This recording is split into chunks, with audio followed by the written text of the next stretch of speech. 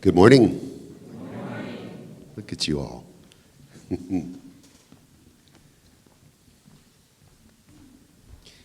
So there's a line from a song, a John Craigie song, that's got my attention lately. He said, "Nobody's setting anybody free anymore." And it got my attention because I think that's really sad. And I just want to say this is Awakening Ways, where we practice spiritual living. This service, this talk, the music, this whole community is about distilling the truth of the ages in ways that we can understand it right now and use it in our lives today and understand our lives and understand ourselves. So that's what sets us free.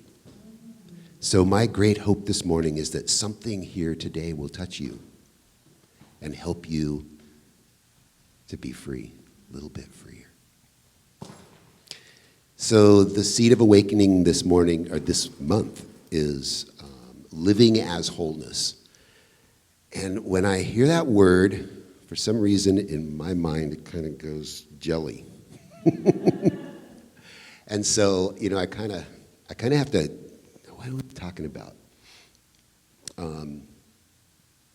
It's not something that just rolls out of my head. So the dictionary definition is a state of being unbroken or undamaged.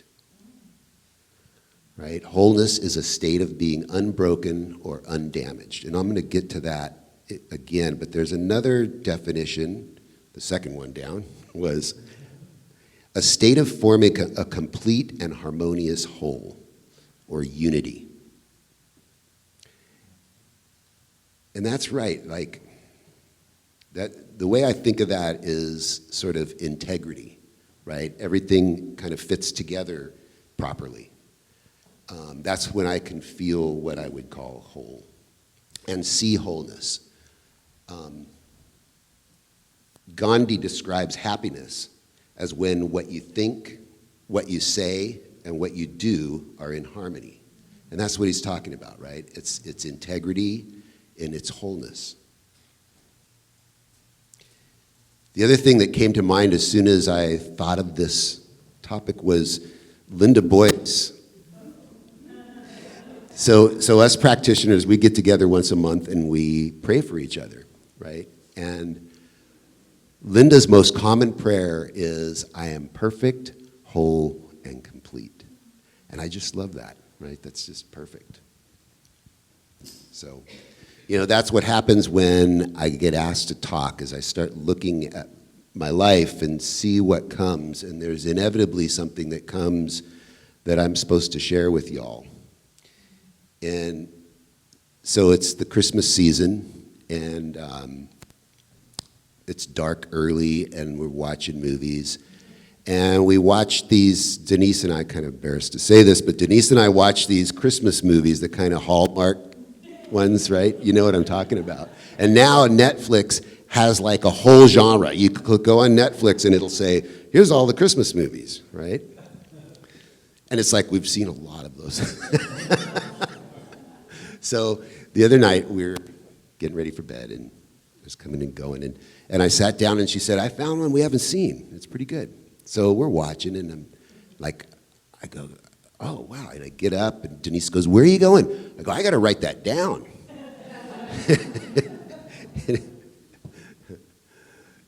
And so there was a character in the movie that said, everyone should ask themselves if they live in a friendly or a hostile universe. Why? Because your answer will determine your life. Think about that for a second. That's an Einstein quote. Is this universe friendly or hostile? And it doesn't say that life will determine your answer. It says your answer will determine your life. There's a big difference there because Like, we can't control reality, whatever this is. That's not, I don't know if I'd want to if I could anymore.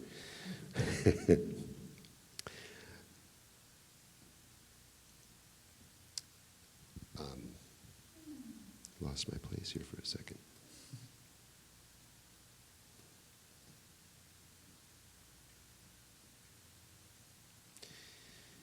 So last month's book of the month was by a woman named Louise Hay, and that brought back some old memories. In the 80s, I managed to get a hold of a cassette that had some of her affirmation songs.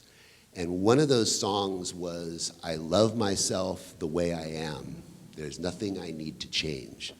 I love myself the way I am. There's nothing I need to do. And what she's saying there is that that's the case because we're already whole, right? That's what she's saying, that we were never broken.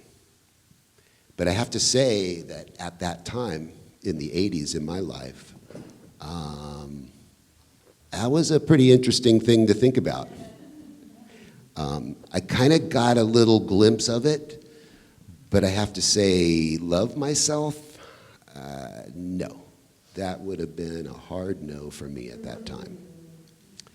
You know, by that time, I was in my mid-late 20s.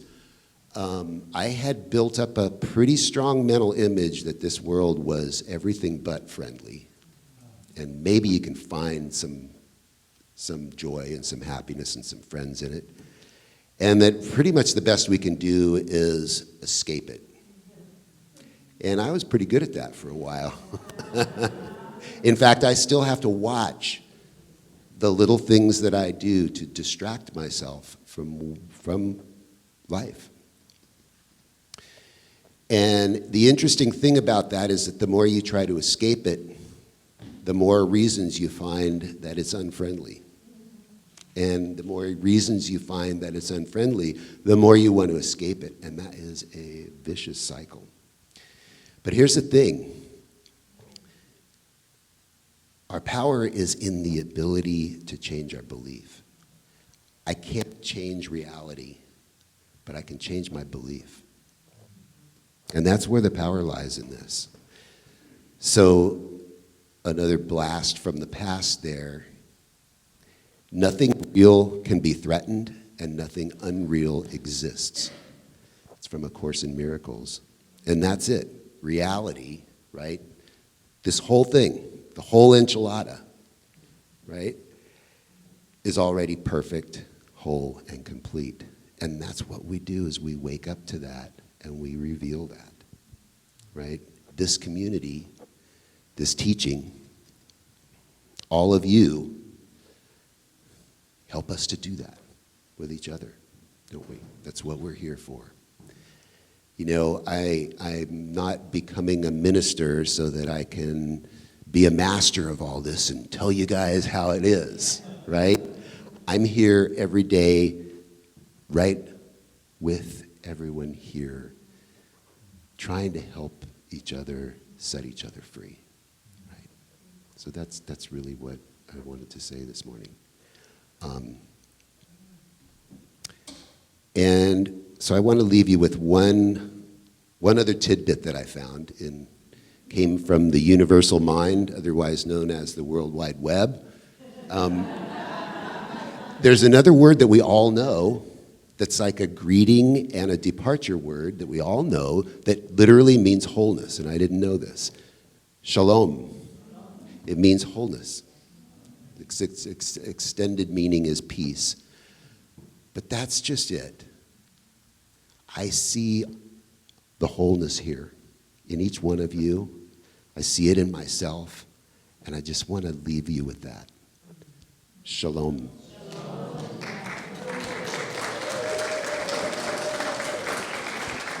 Now Susan's going to... Good morning. This is so awesome. So one thing I just want to say to you guys is that we did not coordinate our talks. So if you wonder that there's only one mind? When I'm done, you'll know there's only one mind, okay?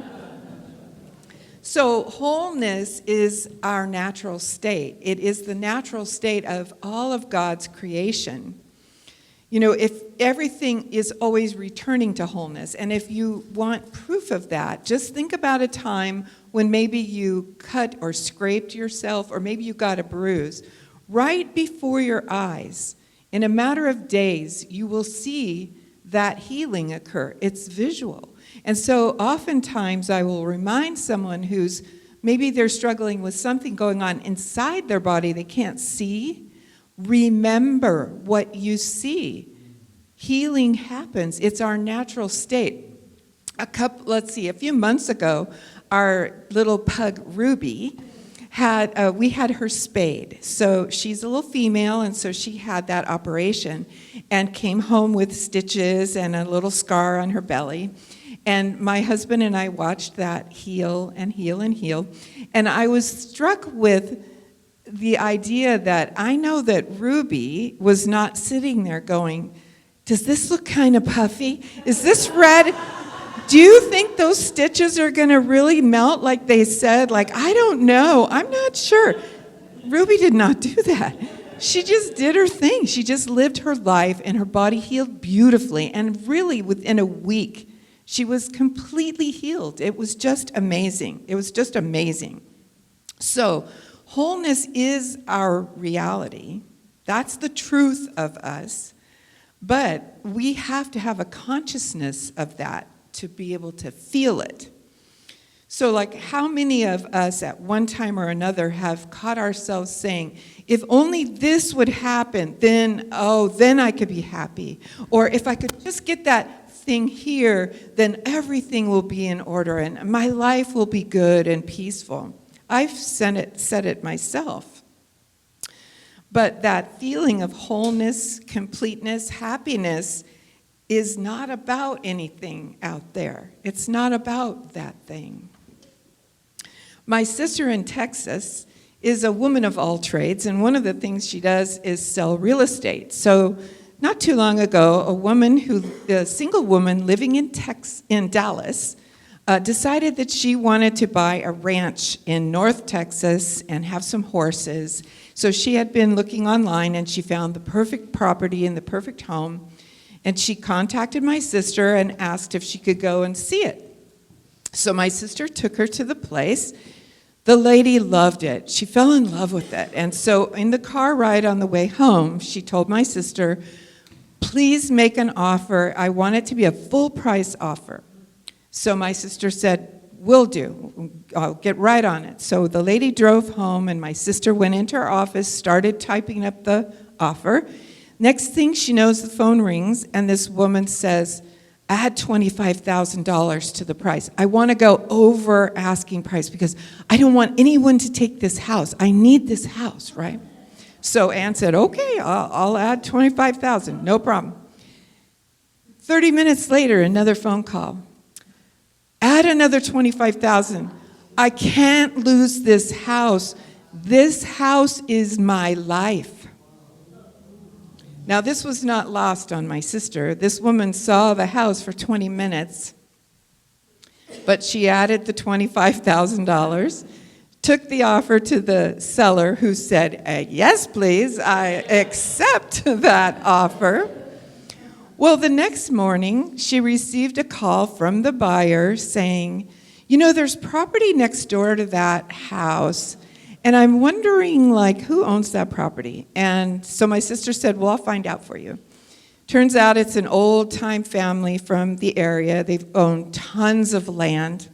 So she told the lady that, and the lady said, well, how do I know they're not going to build a mobile home park there? And Ann was like, well, I don't know. I mean, it's way out in the country, and I don't think they would build a mobile home park, but, I don't know. That night, she received a text from the woman who said, I can't buy that house. As much as I love that house, it's my life, I can't live there if there's going to be a mobile home park next door. Now, this is a true story. I am not kidding you about this. And the reason I'm telling you this story is just to show you how our minds can take away our joy and our wholeness by, first of all, thinking about stuff that probably will never happen, and also by pinning our wholeness and our joy on some house and some property. So now to balance that out, I want to tell you about this guy named Zion Clark. Some of you may know who this guy is. He was on America's Got Talent this year. There's a Netflix documentary about him. So he's been known. He's 26 years old. He was born in 1997 with no legs. And his mother was in jail. So he was placed into foster care at birth and moved from home to home to home as he was abused by the families, the kids in the families, the people at school. His life was so hard that at the age of 10, he considered suicide. But at the age of 17, he was adopted by a woman who gave him the gift of just being who he was meant to be, just being who he came here to be. And so this guy walks on his hands, and he became a wrestler in high school. He went on to scholarships in college doing wrestling. He wrestles people with all of their limbs, and he beats them every time. He's a mixed martial arts. He does mixed martial arts, but he's also musically gifted. He plays drums, he plays the trumpet, and he plays the piano. He did all of this on America's Got Talent, and you guys want to Google this guy. He is amazing. He is an entrepreneur. He is a public speaker.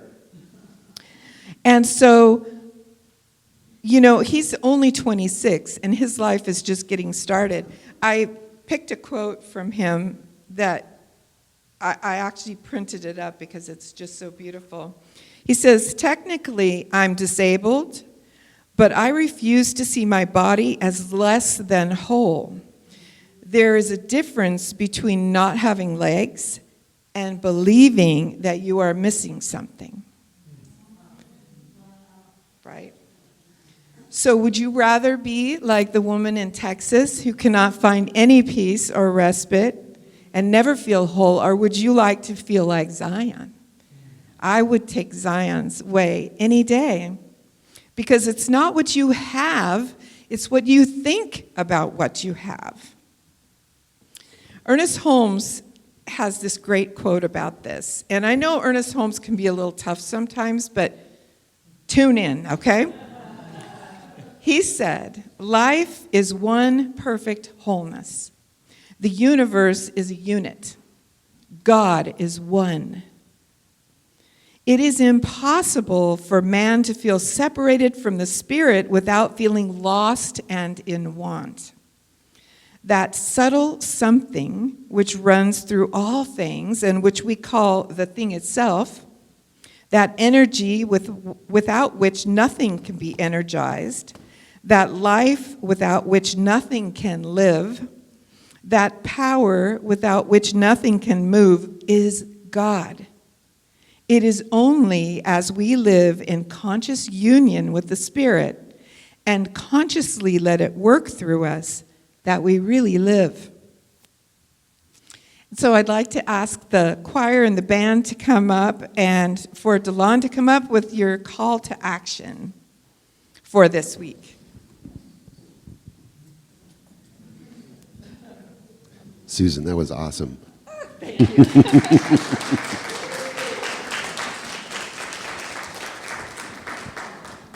So the call to action this week, the first one is, what is your definition of wholeness? So think about that and grab hold of that. And the second one is, what limiting belief or idea have you held about your lack of wholeness that you're willing to release? And the key is to see if you catch yourself saying, well, if only this, then that. That's the key. And the third thing is, think about a time, a moment, when you felt whole, when you felt at one with God or the universe or life. And just journal about that a little bit. All right. And so we're going to end with a prayer. So if you all feel comfortable to close your eyes and settle into your seat. Just feel yourself in this room. Feel yourself being supported by that chair and the floor underneath your feet.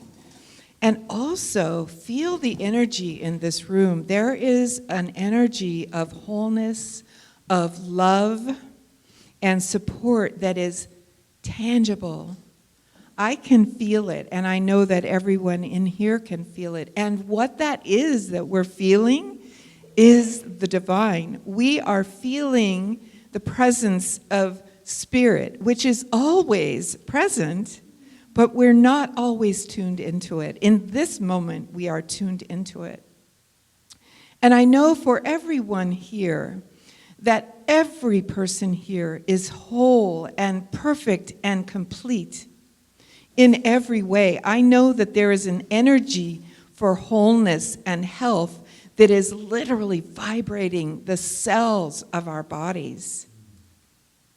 Anything that doesn't belong is released. Anything that appears unwhole is becoming whole right before our very eyes. And I know that as we all leave this place and go back into our daily lives, we take this energy of wholeness, completeness, happiness with us. We shine that on others in our lives. In this busy, busy time, when people run around feeling stressed out and it's sometimes hopeless, we bring the light and the love of wholeness and God with us. And we just shower that on the world. I am so incredibly grateful for this teaching, for this spiritual community, and for everyone here, everyone on Zoom, everyone everywhere who is taking this message and this teaching out into the world. We are changing life. And I am grateful. I know that my words are powerful. And as I release these words into the law, I know that they are so. And together we say, and so it is. Namaste.